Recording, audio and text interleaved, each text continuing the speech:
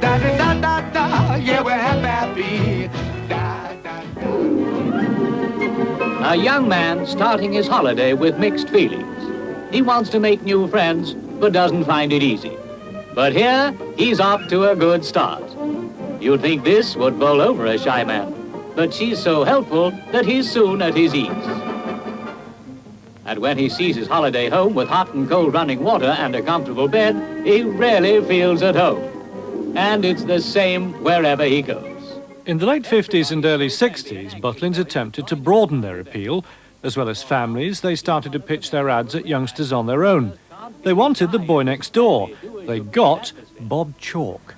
As small as the chalets were, and they were small, you wouldn't believe the numbers of bodies that we had in that chalet.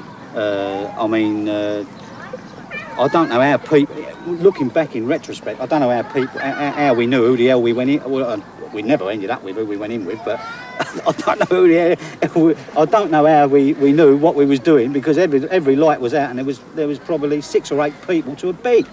And in between the 2 beds there was people piled up there, so it was crazy. You're not making this up. You're joking. You're joking. It was absolutely crazy, and it was all and it was good fun. Yes, I think we were facing competition from the growth of the package tour businesses in the early 60s. Then we were, I suppose, fighting for business, and we were attracting an awful lot of unattached teenagers. And whilst we talk about the behaviour of some of the youth today and the football hooliganism and so on, it was very prevalent in those days as well. And the damage that we had to clear up on a Saturday when the guests were departing and before the new guests arrived was absolutely fantastic. And it did us an awful lot of damage. Of course, it drove a lot of nice families away.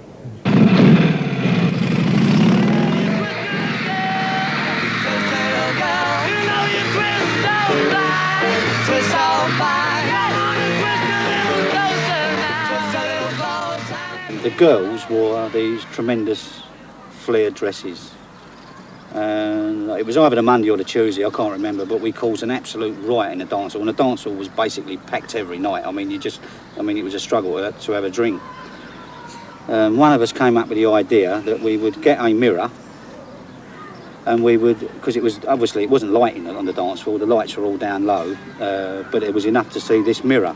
And what we did, we got this mirror on the dance floor, and we used to creep up behind the girls and literally lay the mirror underneath the skirt, basically to see who had knickers on and who never. But you can imagine there was absolute chaos, because there we were, like, 3 of us with mirrors in our hands walking around, and the redcoats went bananas. My first pleasure, well, it wasn't entirely a pleasure because I was caught, but I was discovered in a girl camper's chalet the first night I was there, and I was hauled up before the general manager the following morning. But the ironic twist is that 2 or 3 days later, after they'd left, because they were only there for a sort of long weekend, I got a letter from the mother, because the mother found me, saying she didn't realise who I was at the time that she chucked me out of her daughter's chalet, and next time I was in Warrington, please be free to call in and see them.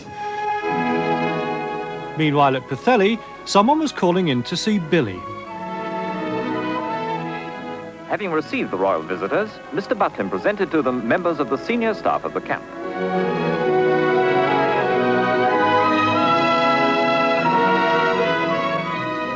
Leaving the main buildings, Mr. Butlin conducted the royal visitors on a tour of the camp, the moment which had been looked forward to so much by all the holiday campers.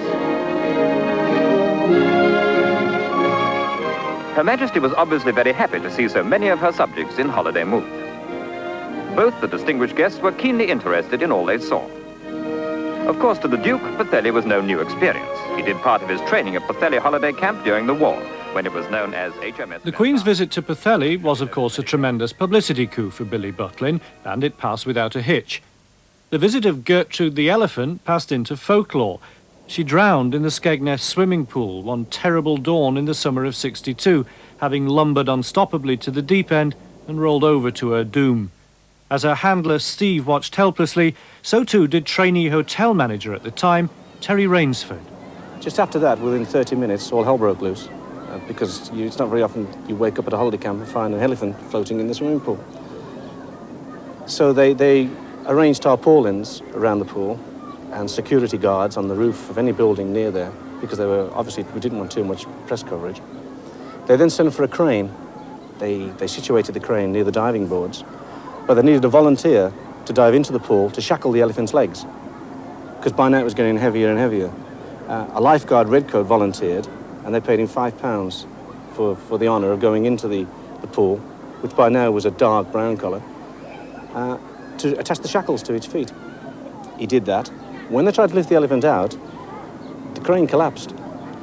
So they had to have a dramatic rethink, and they chocked and jacked the crane up, and they finally managed to get the elephant out of the pool, and then they dropped it onto the back of a lorry. All the time Steve was subbing his heart out, watching every move. They then put the elephant on a lorry, and it was destined then for an abattoir in Boston, in Lincolnshire. And the final word from Steve was that he would claim one of its feet as a hat stand. Among people coming away from the palace after the investiture was holiday camp king Billy Butlin. Upon him, the Queen had conferred a knighthood. And there to congratulate him was his son Bobby, agreeing with everybody that his father well deserved the honour. As the Queen made Butlin a knight, so he turned others into stars. Performers such as Charlie Drake, who learnt much of their craft on a Butlin stage, as well as having to cope with a peculiar problem. They had, on the side of the green there, a big board with flashing lights on it, and you'd be in the middle of a joke, and you had a beep, beep, beep, beep, and a baby crying in chalet number 58, always on the tagline, and a woman would get up from the middle and make her way out there, yeah. Which was, they were great times. Can you remember a joke that you used to tell when that sort of thing used to happen? I'm probably still telling it. I used to work a lot of one-liners, which I can't, but you know, like this. It would always happen on, say, an elephant escaped from a circus, and he got in an old lady's back garden. She'd never seen an elephant before in her life, so she phoned the police and said, "Help, help." She said, "There's a strange animal in my garden, and he's pulling up my cabbages with his tail." And the policeman said, "What's he doing with them?" And you beep, beep, baby crying in chalet number 28. And by the time, and the woman said, "You wouldn't believe me if I told you," and it used to die, you see, because they'd forgotten the front of it. Invariably at that time it would happen, yeah. There was Roy Hudd, the man who couldn't stop smiling, until one day he did. We had to do shows in here, we used to do a midnight cabaret. And, I mean, this was 6 days a week, so at the end of that 6 days, believe me, you'd had enough, you know. In fact, I got sort of so bad with this sort of terrific pressure, which it was, they put me in a darkened room for 3 days, you know, in this sort of like the station health centre, you know. It was the only way I could recover, you know. And switched all the lights out and just let me go sort of get together again. Mind you, I came out at the end of the 3 days beaming and bouncing and at it once again. Ted Rogers became a star too, but like the rest, he grafted for it. On first spot, which meant tough as hell, you know, just about got through. But I always remember the opening there. I think Wally Goodman, who was a Butlins boss in those days, wrote the opening song. Welcome to you, how do you do? Happiness and gaiety are coming to you. Oceans of fun for everyone. Everything to make you happy under the sun. Welcome to Butlins, Butlins by the sea. Welcome, something, something, something. And listen to me. Here, a fat lady and a thin lady was smoking a cigarette. Who finished first? I don't know, the fat one. Why? She took bigger draws. Welcome to you. And that's how it went. Never leisure, stuff like that, you know. And that used to get a big laugh as well. Nor was it just on the stage you had to be on your toes. Jimmy Perry, even as a serving redcoat, cherished a dream of becoming a serious actor. One little thing, they used to worry the campers. They always used to come up to me and say, "Why do you talk posh? None of the other redcoats talk posh." I say, "Actually, I'm not. I'm a student at the Royal Academy of Dramatic Art." And he said, "You could get a better job than this, couldn't you?" We used to start at, have to be on duty for early breakfast, you know, which was sort of about 7 o'clock in the morning. And that was always fun because, I mean, I always felt terrible in the mornings, even then when I was a young man, you know. And we had a camp comic there, you know, just like Paul Shane in Heidi High. And always he started doing this and it used to get a laugh and he thought this was terrific. I used to get down there for early breakfast and he used to pick me up. I was very thin and weedy, and he used to hang me on a hook in the dining hall at 7 o'clock in the morning, you know, and all the campers used to come in and laugh at this. I mean, they thought it was great, and I hated it, you know. And people still write to me now and say, I remember that day when he hung you on the hook, you know, but he used to do it every morning. I've been getting these terrible headaches. Awful. Showtime at Skegness. He said, I get them myself. Doctor? He said, what I do is my wife has got a big chest, and I rub my head across her chest. And the headaches just vanish. He said, you want to try that, Mick? I went back 2 weeks later. He said, how you feeling? I said, great. I said, I've gone completely. I said, haven't you got a nice house as well? Nice house Mickey Zaney's got here too, a packed one, as it is most nights of the week. Butlins is still a good training ground, though not quite the goldmine of talent it used to be. But even if you didn't become a household name, it didn't stop you feeling like one. That was probably the greatest time of my life, the first season, without a doubt. I mean, to come away and to put a red blazer on, suddenly you were in show business. And you really were in show business. The guests treated you like a star. And you were in shows, you were in the theatre, the smell of the grease paint, the roar of the crowd. And once again, the unlimited supplies of girls and drink. Why did you become a redcoat? I was the original life and soul of the party type, you know, and I wanted to get into show. You should get into show business, you should be a comedian. And that was, of course, and still is, the great way to do it. So it was a classic entry of wanting to be in show business, and so I became a redcoat. Can you remember your material from those times? Oh, yes. I was actually, in the first redcoat show I did, I achieved some dubious distinction in that my first act consisted of some jokes, and I finished the act with impressions of people playing golf. And I did Tommy Cooper, Tom Jones and Ronnie Corbett, and managed to make them all look the same. Quite an achievement, I thought. But then there were the speciality acts that not even a Butlins redcoat could handle. A Rhode Island redcoat, perhaps. First of all, I used to have a chicken, and it just so happens that we've got a chicken here. Quite a lively bird. Not doped or anything like that. And I used to come on the stage with this lively chicken.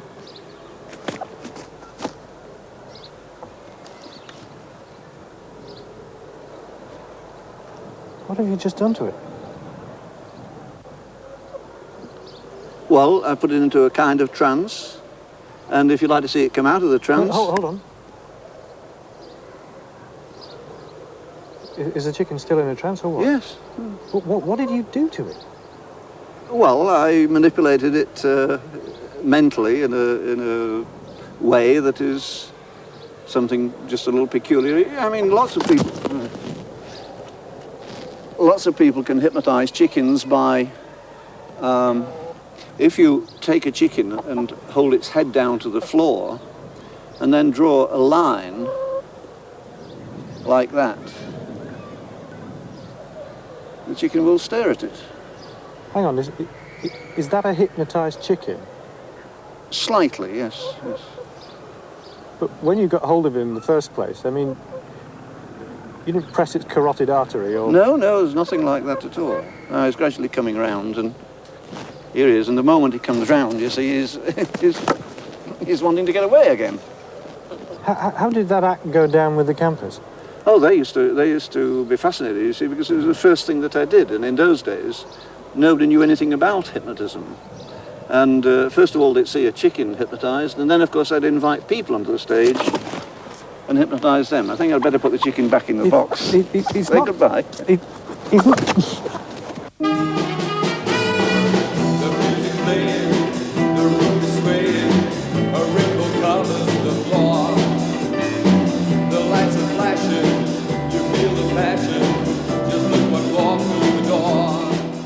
Through the 60s and into the 70s, as television took a firmer grip on the scruff of the nation's sensibilities, so it was no longer enough for a hopeful redcoat to try and hold an expectant audience with a song and a dance. The customers wanted the professional acts they'd seen on TV, or something pretty similar.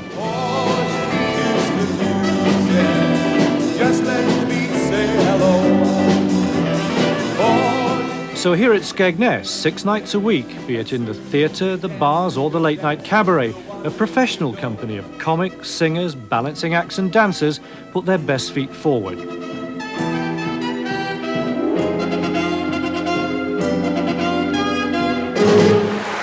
But then only the best was good enough for the working man, according to Bill Butlin, which was why the San Carlo Opera Company of Naples once toured the camps, so too the London Symphony Orchestra. And if anyone suffered a culture shock, it was the management. And they were at Pacelli. And their very distinguished guest was the pianist, Solomon. Now, I can't tell you what work that they were playing, but it was a work in 3 movements. And during the first movement, Solomon sat in silence at his piano, went over that sort of dignified composure all through the first movement. And the resident manager of the Pathelli camp, I suppose he rather wanted to draw attention to himself, because I was standing at the back together with Mr. Butlin, and he walked up and he said, "Mr. Butlin, excuse me, but why isn't Solomon playing?" And Mr. Butlin said, "I think Basil's forgotten to pay him." In real money, you had to suppose, and not these mock banknotes from which Billy Butlin beamed at you like some South American general. He was everywhere. Newsreel cameras turn as out come the 2 captains, Peter May for England and Surrey, and Billy Butlin for all those who like a jolly good holiday. Just listen to that applause. His influence was everywhere too, and his word was law. So watch out the entertainer who flouted this traditional warning which hangs backstage at every Butlin's theatre even today. And there was a lot else you couldn't tell jokes about. I kept away from holiday camp gags. I kept away from landlady gags. In any case, Bill wouldn't allow landlady gags. Why? I don't know why, but he had a very good rapport with seaside landladies. And I don't think he wanted to make any animosity or ill feeling between seaside landladies. You know, the gangs, you go in and said, make your own bed, and they give you a piece of wood and some nails and all that. He didn't want any of that. I mean, I got told off once when I came onto the camp, and I said about when I arrived, and I came through the main gate, and I went and had my passport stamped and changed the money, and oh no, that wasn't you know. The food, no, again, you see, you couldn't do that, because if you didn't like it, and I always got the wing of the chicken, you know. I don't think there was a breast anywhere in the whole plate. It was always the wing, and I could never find my way into that. But you couldn't, because you've got to be pro the company. You see, you've got to sell the company, sell yourself, and make sure the whole thing is good for them. Welcome along to the meeting which sees us finishing our 6th week of the season. But some things have changed at Butlins, and no one notices more than an old redcoat. They were doing something out in the open, on television. I'm not sure whether it was live, I think it was. And the redcoat had to get up and do something with the audience. And he said, and he was working and getting them going. They were laughing, and then suddenly he said, "Oh, shut your gob."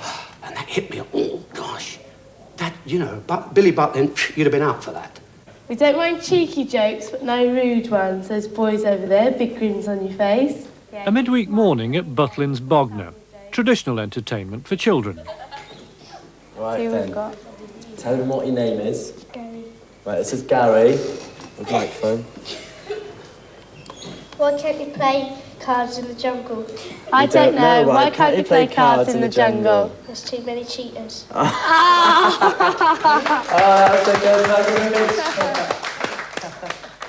Much as parents approve of this clean and wholesome entertainment, it wouldn't exactly pack the grown-ups in at the late-night cabaret, and you won't find any blue material warning signs there. I'm not a blue comic by a long way, but I'm not a kids comic, and a lot of people think, oh, Mike Reid done a kids show, you know, and they bring their kids in to see me. That's a wrong move, you know. How risque? Well, I'm a little bit near the mark, of course I am, absolutely. I do stories like,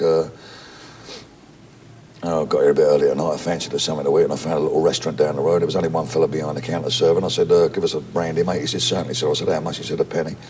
I said, a penny, is that all? Give us a large one. I said, you don't have to do a nice, thick, juicy T-bone steak with French fried potatoes and French fried onions, do you? He said, certainly, but it comes to money. I said, how much? He said, fourpence. I said, fourpence, who owns this place? He said, the geezer named Will Wright. I said, where's he then? He said, upstairs with my missus. I said, what's he doing upstairs with your missus? He said, same as I'm doing down here with his business. But it goes. That sort of thing is allowed down here. I do slow it down a little bit, by the way. At Butlins in 1986, anniversary year is a year of change. A chalet cull has begun. In their place, no more spruced-up wooden huts, knocked up in some cases in an afternoon. Instead, there'll be brick-built county suites and deluxe flats. 240 county suites already at Bognor, more than 300 new apartments at Skegness. Butlins doesn't use the expression holiday camps anymore. They call them holiday centres. There are 6 of them left now, where once there were 9. Its premier holiday centre at Minehead won't even be called Butlins anymore. It's named for the new season, Summer West World. Butlins, though, is bullish about the future, and they cite the £15 million they're pumping into their holiday centres in a massive renovation programme as proof of their faith in our wish to go there. Our taste for a slapstick, knockabout, knees-up holiday, say Butlin executives, is changing. We want something more sophisticated, and nothing is more likely to make a Butlin executive wince than those 3 little words, hidey-hi. Some of the things they show, I'm afraid, tend to show holiday camps as they were and not holiday centres and holiday villages as they are today. We had that proved to us quite recently. We talked to a lot of advertising agents about our business, and they did some research onto what people thought about holiday centres, and it did come across there very loud and clear that a lot of people's prejudices were being fueled by hidey-hi. Butlins are a little sensitive about hidey-hi because they say that it's very funny and everything else, but it's not really the image that they want at the moment. Are you aware of this? They're totally aware, yes. I am very much. I'm very sorry, but you see, hidey-hi takes place in 1960. We set it in that era because that's the time when there were holiday camps and the sort of life we depict went on there. The fact that they have now changed and become holiday villages and holiday centres has got nothing to do with what happened in 1960. I think people may go to holiday camps expecting they're going to meet Ted Bovis and the potty chalet-maid Peggy, but that's got nothing to do with it. It is a period piece hidey-hi, really. And that title, hidey-hi, was actually thought up by Billy Butlin in the 30s. He was the one that asked his redcoats to use the word hidey-hi, and they shouted back, "Hody-ho." Not anymore, they don't. The expression hidey-hi is now banned at Butlins, an unwelcome relic of the past. To Bobby Butlin, no longer connected with the organisation since he retired 2 years ago, a wise move or not? I don't think so, personally. I think one talks about the image is a bit tarnished. I agree it is. But Butlins conjures up a thought in everybody's mind, whether they've been or whether they haven't been, or whether they went in the 50s or whatever. And people will still identify Butlins with hidey-hi and with knobbly knees. And in fact, it's been almost impossible for us to get the word holiday centre across to the public. It's still holiday camps, and it's still campers, not guests. It might cure itself in a few generations' time, but not yet. This is Radio Butlin calling with details Of some of the highlights of entertainment presented to your pleasure this afternoon. It's fun for all family on the sports field at 2:30, then the Redcoats present Donkey Dorothy. It's a difficult line Butlins are treading. On the one hand, they don't want to offend long-time guests who look forward to going a bit potty on holiday. On the other, they want to encourage young families, many of whom find the old ways all a bit embarrassing. And 80% of Butlin bookings come from families with young children. So there's no doubt which way they're heading. They're resisting the hidey-hi image because they don't think it's doing them any commercial good. What they must also remember is that nostalgia is a powerful adversary.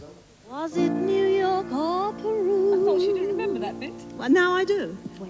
Where I first laid eyes on you. Or was it down at Butlins by the sea? Was it Skegness, Clacton, or Filey? Was it April, June, or July? Remember, we met at Butlins, you were the guy. Did we meet at Ayr or Purfleet? Was it there you first caught my eye? Remember, we met at Butlins, you were the guy. Am I going to remember this? And now we meet again, in town like this. Georgie's got it. Can we try again that good night kiss? And we'll meet again in the summer when the winter months have gone by. Remember, we met at Butlins, you were the guy. And then the ending we had, you remember? No, I don't. Remember, we met at Billy Butlin's. You were the guy. Voila! A fully illustrated hardback book accompanies this programme. Hello Campers by Sue Reid, published by Bantam Press, is in bookshops now, price £7.95.